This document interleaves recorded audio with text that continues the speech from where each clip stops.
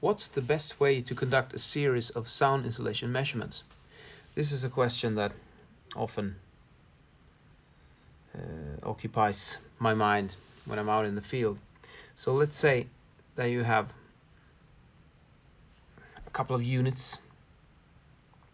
Let's say I just draw them like this. We can consider it like a schematic figure. 1, 2, 3, 4, 5. Let's say this is 5 apartments.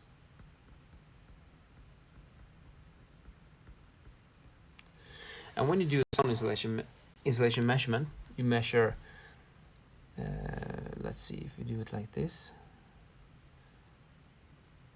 You got 2 apartments on top of each other. So first you measure let's say you start by measuring the L1 standing room level.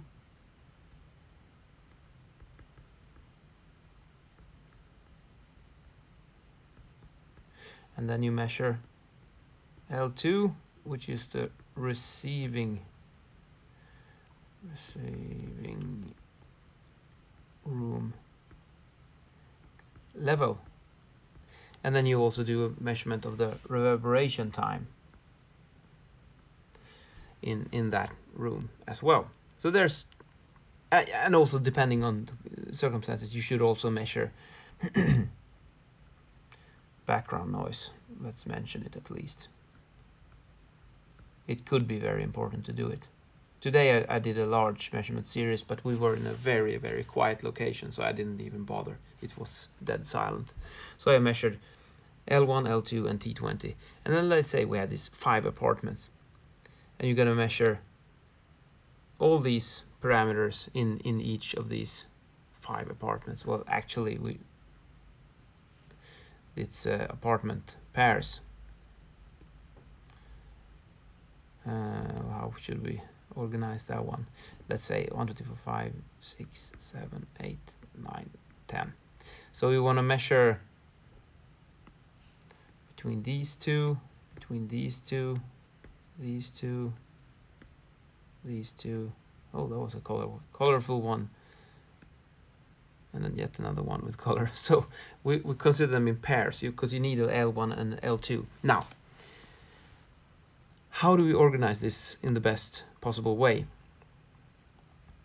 If you can do it, I like to do it like this. I capture all my, let's say I start with this one, T20, and then I go into each of the receiving room in each pair and I measure 5 measurements of reverberation time in a row sequentially, and then I switch to the level measurements and I do them sequentially.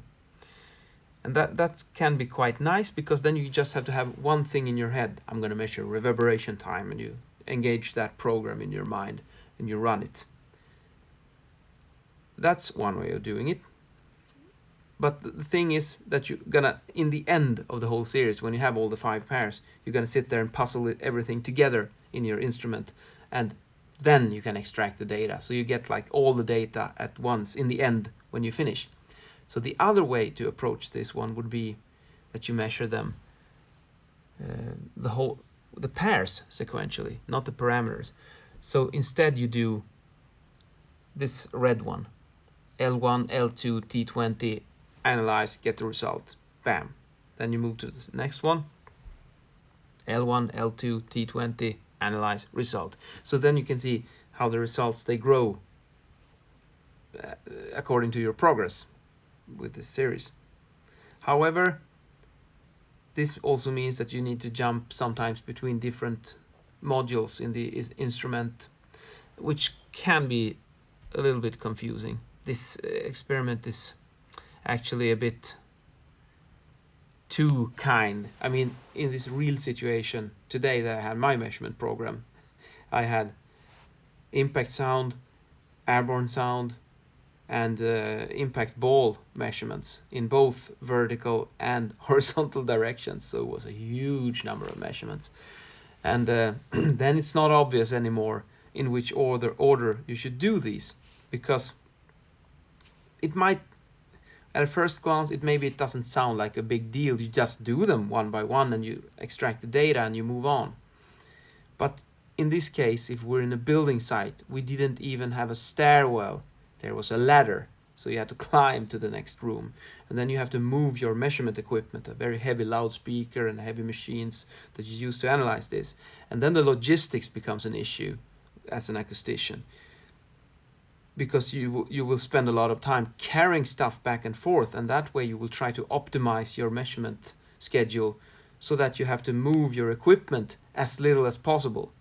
But that means that you have to jump back and forth between parameters and change settings, and even in worst case, maybe even change your sensors and microphones if you're doing some really advanced stuff. So I don't have a final answer to this one. I guess you just have to try things out and see what works out for you. The ones that I did today, when you have difficult transport, difficult access between the rooms, those ones are the trickiest. I mean, the nightmare scenarios when you don't even have the entrance door to the apartment, you cannot close the door, and those times you have to screw it shut. You put some chipboard or gypsum board, mineral wool, and another chipboard on the other side. So you build and you seal yourself inside the apartment and you do your measurements. But then you cannot run back and forth. So those times you have to be really careful to plan this out. In what order should I do my measurements to optimize this flow? I had cases when I did that. I sealed the apartments, but then I could move between them through the balconies because they had the facade and the windows and the balcony doors in place. So I could climb on the outside of the building and gain access to the rooms that I needed. But yeah, it can be challenging sometimes. So maybe I don't know if you learned something new here, but maybe you got some new ideas. I hope so, at least. And let me know. I'd love to hear how you think about this. Do you have some optimal method to approach a series of sound isolation measurement? How do you go about it? And that's it for today's acoustics lesson. So let's do a little style tip as well as usual. In tonight's video, I'm wearing my construction site clothes, fleece merino wool from top to bottom, and here's another really good thing to consider: mountain gloves, very thin and good precision. But when you're carrying heavy boxes and stuff, I mean, that's the last thing that you want is to draw some blood from your hands if you hurt yourself while you're carrying stuff. I learned this as a musician when I was gonna go on stage, like literally a minute before stage. But I want some water on stage, and they had provided us with glass bottles with capsules. So I was just gonna open my water bottle to bring it on stage so I could play my death metal lead guitar solos. And when I opened the bottle, I slipped and I cut my index finger with a slice, so the blood was streaming down.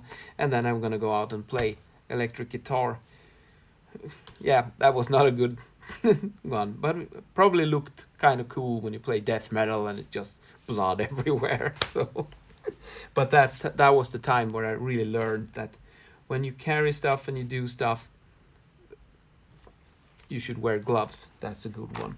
And another one that's really good is these pants. Stretch material. I absolutely love it. They are perfect because you have like total flexibility and lots of pockets. So that's my part of my measurement kit, at least. All right. Closing in on 10 minutes. We have to stop the video before that. Otherwise I cannot upload it to LinkedIn. See ya.